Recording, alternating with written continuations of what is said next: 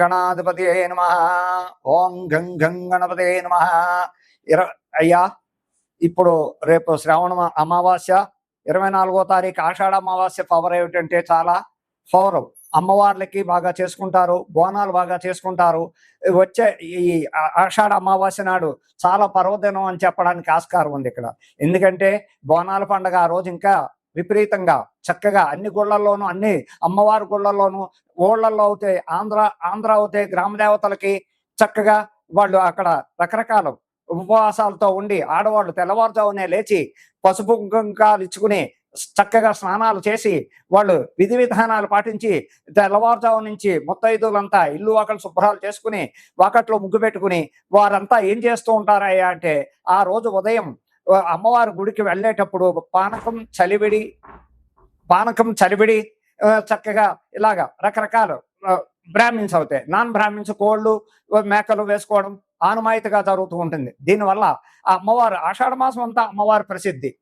ఇక్కడ బోనాలు ప్రతి ఆదివారం చక్కగా బోనాలు, చక్కగా పెరుగు అన్నం, చక్కెర పొంగలి కుండలో చక్కగా పెట్టుకుని, ఆ కుండ మీద వేప కొమ్మలు పెట్టుకుని చక్కగా నెత్తిమీ పెట్టుకుని చక్కగా బ్యాండ్ మేళాలతో అమ్మవారి గుళ్ళకెళ్ళి ఆ అమ్మవారికి చక్కగా బోనం సమర్పించి చక్కగా విధి విధానాలతో పద్ధతులతో చక్కగా యథావిధిగా చేస్తారని చెప్పడానికి అక్కడ ఉంది. అయ్యా, ఈ ఆషాఢ మాసం ప్రసిద్ధి అంతా అమ్మవార్ల ప్రసిద్ధి అని చెప్పడానికి ఉంది. 24వ తారీఖు ఆషాఢ అమావాస్య నాడు చాలా గొప్పగా పర్వదినం అని చెప్పాలి. ఈ ఆషాఢ అమావాస్య అంటేనే అమ్మవార్లకి ఊళ్ళల్లో గ్రామ దేవతలు ఉంటారు.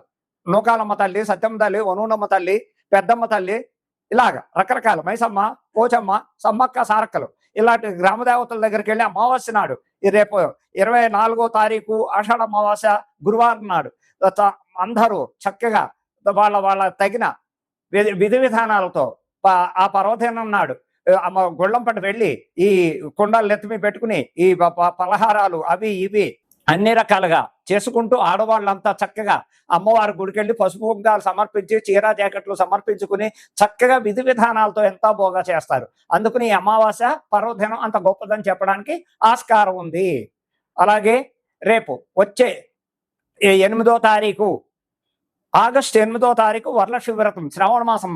ఆ శ్రావణ మాసం మొత్తం ఆడవాళ్ళు ఎంతో విధి విధానాలతో చక్కగా శుక్రవారాలు, మంగళవారాలు చక్కగా విధి విధానాలతో ఎంతో అందంగా ముత్తైదులను పిలుచుకోవడం. మంగళవారం అవుతే శ్రావణ మంగళవారం నాడు చేసేది ఏమిటంటే, సాయంకాలం వెళ్ళి ముత్తైదులను పిలుచుకుని శనగలు, పళ్ళు, తాంబూలం అలాగే అన్ని పెట్టుకుని ముత్తైదులకు పసుపు రాసి, కాళ్ళకు పసుపు రాసి, గంధం పెట్టి, బొట్టు పెట్టి వాయినాలు ఇచ్చుకుని ఆయన అయితే శ్రావణ మాసం అంతా శుక్రవారం వరలక్ష్మి వ్రతం నాడు చేయవలసిన పండగ ఏమిటయ్యా అంటే, తెల్లవారుజామునే లేవడం, చక్కగా ఇల్లంతా శుభ్రం చేసుకోవడం, దేవుడి మందిరం శుభ్రం చేసుకోవడం. ఆ వేళ విధి విధానంగా ఇంట్లో చేయవలసిన పని ఏమిటయ్యా అంటే, కలశ స్థాపన చేసుకోవాలి. ఉదయం కలశ స్థాపన చేసుకుని చక్కగా ఒక పీట వేసి, దేవుడి మందిరంలో పీట వేసి, ఆ పీట మీద పద్మం వేసి, ముగ్గుతో పద్మం వేసి, వరిపిండి కానీ ముగ్గు కానీ పద్మం వేసి, ఆ పద్మం మీద కలశం పెట్టుకుని, ఆ కలశంలో ఇన్ని నీళ్లు, పసుపు నీళ్లు వేసి, ₹1 కాని వేసి, దాని మీద మామిడి కొమ్మలు పెట్టి, ఆ మామిడి కొమ్మల మీద కొబ్బరికాయ పెట్టి, ఆ కొబ్బరికాయ మీద పైన కలశం ఎర్రని గుడ్డ చుట్టి చక్కగా కలశం మీద పెట్టి ఓ పువ్వు, చామంతి పువ్వా, గులాబీ పువ్వా పెట్టి విధి విధానాలతో చక్కగా ముత్తైదులను పిలుచుకుని వరలక్ష్మి వ్రతం విధి విధానం ఏ విధంగా చేయాలి అంటే, ఆ అమ్మవారి నామాలు చదువుకోవడం. పసుపు గణపతి, హరిద్రా గణపతిని ఫస్ట్. హరిద్రా గణపతి అంటే పసుపుతో చేసే గణపతిని హరిద్రా గణపతి అంటారు. ఆ గణపతిని తయారు చేసి ఆ బియ్యం మీద పెట్టి, ఆ బియ్యం చక్కగా ఫస్ట్ వినాయకుడు సంకల్పం చెప్పుకోవడం, వినాయకుడు నామాలు చదువుకోవడం, తరువాత వరలక్ష్మి వ్రతం నామాలు చదువుకోవడం. ఆ నామాల యొక్క వరలక్ష్మి వ్రత కథ చక్కగా సాంప్రదాయ ప్రకారంగా షోడశోపచారాలతో సహా చేసుకుంటూ పూజ అయిన వెంటనే హారతలు, నివేదనలు ఏమిటయ్యా అంటే, అక్కడ బూర్లు, పులిహార, క్షీరాన్నం, రకరకాలు పిండి వంటలు ఏవైనా చేసుకోవడానికి ఆస్కారం ఉంది. ఎన్నో విధాలుగా వరలక్ష్మి వ్రతం సాంప్రదాయం ఏమిటయ్యా అంటే, ఎన్నో విధి విధానాలకి రకరకాలుగా చేసేందుకు శ్రావణ మాసం అంతా పర్వదినం, ఎంతో పర్వదినం ఇది. ఈ పర్వదినం అంటే ఏమిటయ్యా అంటే, ఎంతో చక్కగా ఎన్నో విధి విధానాలతో ఆడవాళ్ళంతా ఎన్నో రకాలుగా చేసుకుంటూ ముత్తైదులను పిలుచుకొని తాంబూలాలు చక్కగా తయారు చేసి శనగలు వాయినాలు, శనగలు ప్రతి పళ్ళెల్లోనూ పెట్టి స్తోమత ఉన్న వాళ్ళు చీర జాకెట్ పెట్టచ్చు, లేని వాళ్ళు ఒక జాకెట్ పీసు, ఎర్ర జాకెట్ పీసు, పసుపు కుంకుమ గాజులు ఇటువంటివన్నీ పెట్టి చక్కగా ముత్తైదులందరికీ కాళ్ళకి పసుపు రాసి గంధం రాసి బొట్టు పెట్టి వాళ్ళకి ఆ వాయనం ఇచ్చి వాళ్ళ చేత ఆశీర్వచనం తీసుకుని ఇలా చేయడం వల్ల ఎందుకయ్యా శ్రావణ మాసమే ఆడవాళ్ళు ఈ విధి విధానం అంతా ఆడవాళ్ళు దేశవ్యాప్తంగా ఎందుకు చేస్తారయ్య అంటే దీనికి కారణం పార్వతీదేవి. ఈ పార్వతీదేవి అప్పుడు ఆ మహాతల్లి శ్రవణ శుక్రవారాలు, శ్రవణ మంగళవారాలు ఆ మహాతల్లి చేసి ఇప్పుడు ఈ కలియుగం వచ్చాక, ఈ తరం వచ్చాక అది కంటిన్యూ అవుతూ ఉంది. ఆ మహాతల్లి ఆ పార్వతీదేవి ఉదయమే లేచి ఇల్లంతా శుభ్రం చేసుకుని ముత్తైదులను అందరినీ పిలిచి చక్కగా వరలక్ష్మి వ్రతం కథ విధి విధానాలు అందరికీ విన్నవించి తర్వాత ఇలాగే పాదాలకి పసుపు రాసి చక్కగా గంధం పెట్టి వాయినాలు శనగల వాయినం ఇచ్చి ఆవిడ భోజనాలు కూడా పెట్టి ఎంతో మంది సత్కరించి ఆ ముత్తైదులు అందరి చేత ఆశీర్వదింది. అదే విధానంగా ఇప్పుడు చేయవలసిన కార్యక్రమం ఏమిటంటే హిందూ ధర్మం సాంప్రదాయ ప్రకారంగా ఈ శ్రావణ మాసం ఆడవాళ్ల పండగ విపరీతంగా చక్కగా చేసుకుంటారు. దీనివల్ల ముత్తైదువులుగా భర్తల కోసం, పిల్లల కోసం, ఇంట్లో ఆయురారోగ్యాల కోసం అనేక విధాలుగా ఆ అమ్మవారిని కొలుస్తూ ఆ లక్ష్మీదేవి ఆ వరలక్ష్మీదేవి వ్రతం నాడు ఇంటి క్షేమం కోసం, ఇంట్లో ఆరోగ్యాల కోసం, పిల్లలు చదువుల కోసం, అన్నిటి కోసం ఈ వ్రత విధానం పాటించడం వల్ల భర్తకి, పిల్లలకి అనేక రకాలుగా బాగుంటుందని చెప్పడానికి ఆస్కారం ఉంది. ఈ శ్రావణ మాసం ఎంతో ఉత్తమైంది. అలాగే రేపు 16వ తారీఖు కృష్ణాష్టమి వస్తోంది. 16వ తారీఖు కృష్ణాష్టమి నాడు మధురలో ఎంతో వైభవంగా చేస్తారు కృష్ణాష్టమి. మధురలో చేసే కృష్ణాష్టమి లక్షల మంది ఎంతో మంది భక్తులు వచ్చి ఆ కృష్ణ పరమాత్మ వేడుకలు చూసి నాట్యాలు, కోలాటాలు రకరకాలుగా చేస్తూ ఆ పరమాత్మని సేవించుకుంటూ దర్శనాలు చేసుకుంటూ లక్షల మంది వస్తుంటారు. అలాగే ప్రతి చోట ప్రతి స్టేట్లోనూ ఈ కృష్ణాష్టమి విధి విధానం ఎలాగయ్యా అంటే రాత్రి వేళ చేసే పండగ ఇది, పగల చేసే పండగ కాదు.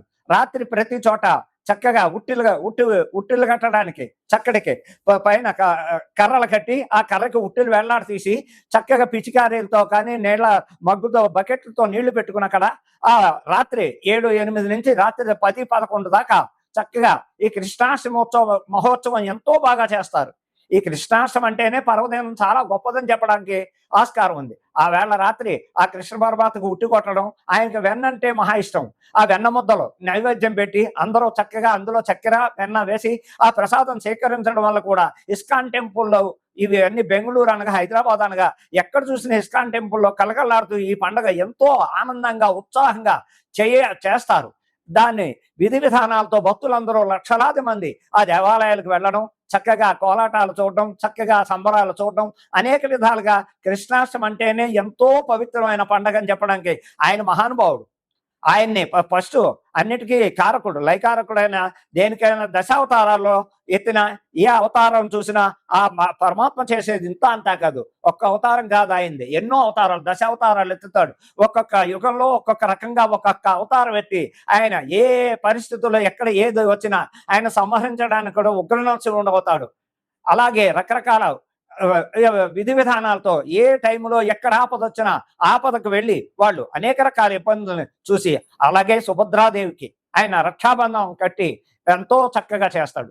అనేక రకాలుగా ఎన్నో ఈ కృష్ణాష్టమి వేడుకలు చేసుకోవడానికి చాలా మంది భక్తులు, అనేక లక్షల మంది, కోట్ల మంది దేశవ్యాప్తంగా ఈ పండుగ చేసుకుంటారు. ఈ పర్వదినం నాడు చేసేది 16 కృష్ణాష్టమి నాడు చాలా ఉత్తమమైన పండుగ అని చెప్పడానికి ఆస్కారం ఉంది. అలాగే 9వ తారీఖు రాఖీ పౌర్ణమి.